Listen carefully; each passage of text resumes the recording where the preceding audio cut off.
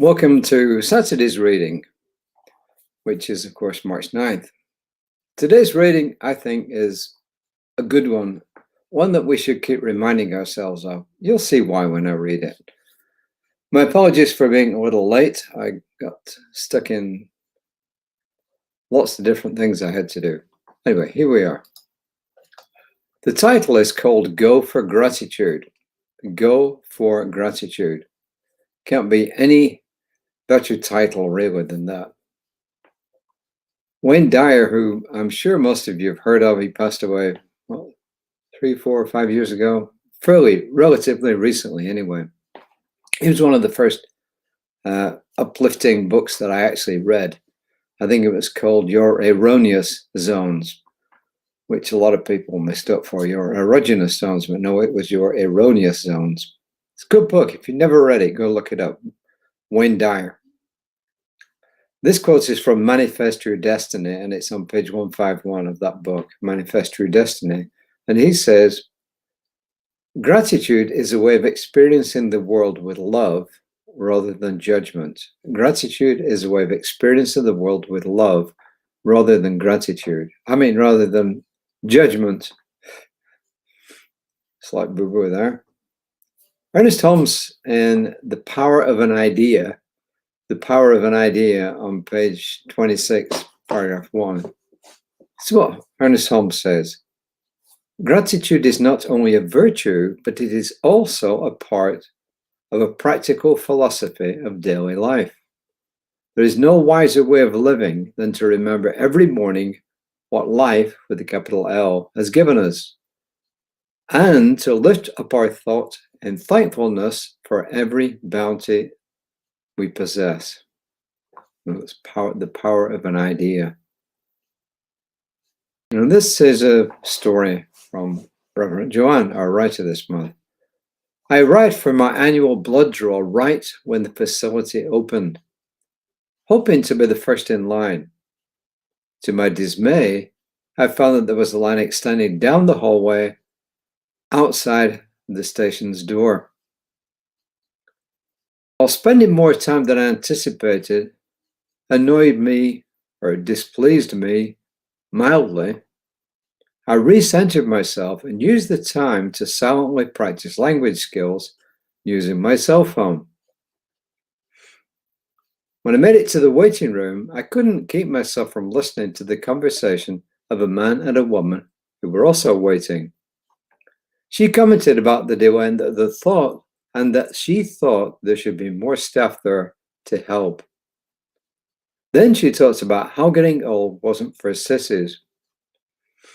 The man chimed in, grumbling right along with her. Reverend Joan says, I resisted the temptation to speak up and offer a spiritual lesson, but as it turned out, I didn't need to. After a minute, the gentleman made the comment, I guess we should just be happy that we have it. I thought, there's the gratitude.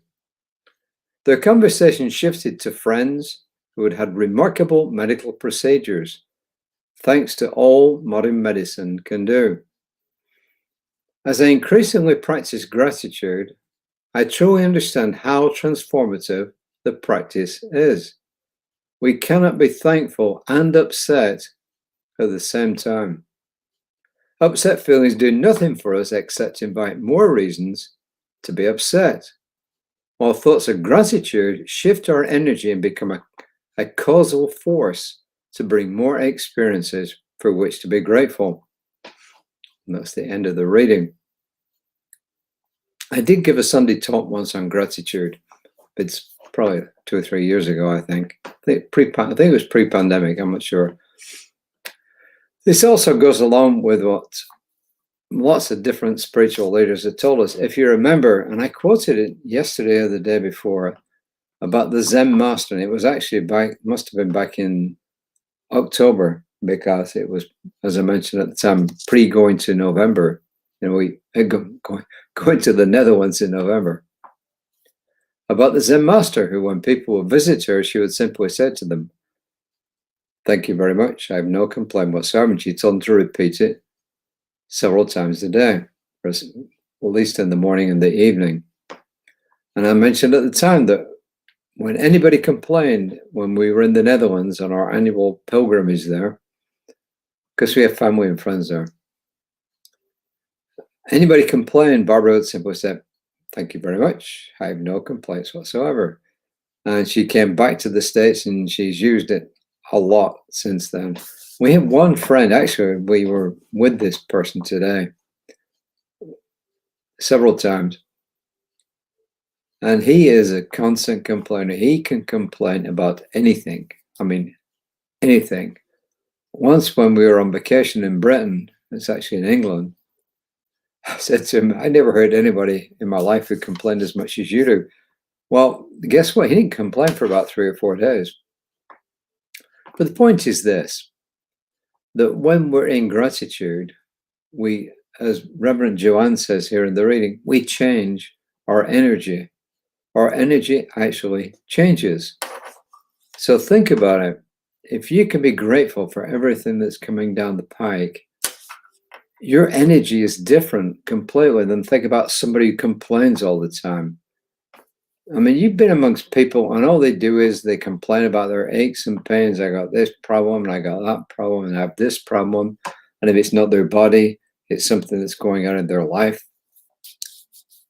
But if you look at their faces, you can say they're not happy.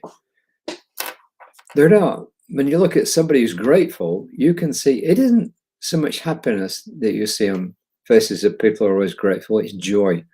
There is a difference between happiness and joy. Happiness really is really enjoying the moment or the moments. But joy is the way you live your life. Joy is living your life from a sense of gratitude, really. So this is really a great lesson because, as I said, it really changes our vibration. And when we change our vibration, we attract to us good things.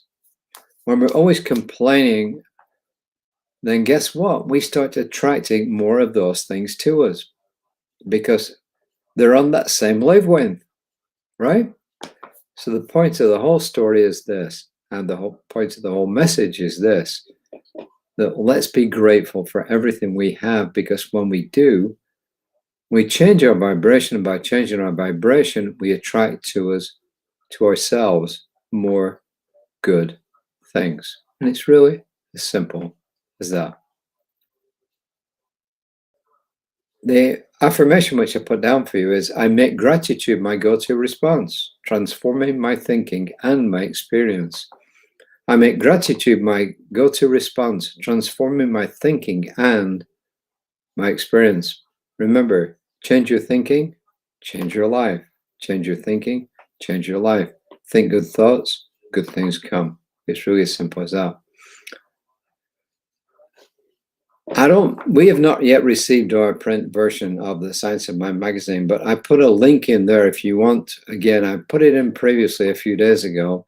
If you click that link that's under the description there, or if you copy and paste it into your browser, it will take you to a page where you can actually read or download PDF versions of the daily readings. As I mentioned before, they're stripped down versions. It's really just the basic reading itself.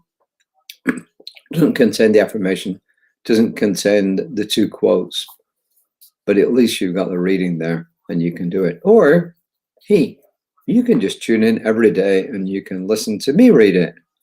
And I hope my voice is not unpleasant. I know I have an accent, quote unquote. Yes, I got a British accent, but I hope that's pleasant to the ear. And if it isn't, well, it's what I was born with, and I have not tried to change it. Maybe it's probably changed somewhat, but I've not tried to change it. So Reverend Lisa will be on tomorrow morning at 9 o'clock. Then at 11 o'clock, we're going to have our service, and I ask you to tune into that as well. And they're all available on Creative Life's Facebook page. So with that, I'm going to go back to my little app here, and I'm going to wish you all a wonderful rest of the day, whenever that day turns out to be. Wonderful evening, whenever that comes for you. And remember, You need to put your clock forward 1 hour tonight, because if you don't, tomorrow, guess what? You will be stuck in a different time zone, and you will be late for everything that you attend until you put the clock back to 1 hour forward. Remember, leap forward. Spring, we go 1 hour forward. Yep, you're going to lose an hour's sleep, but guess what? Tomorrow night, you will have an hour's extra daylight, and that, I think, is fantastic. So with that, I'm just going to say adieu. Take care of yourselves. Really, I really mean it. Take care of yourselves. And until next time, namaste.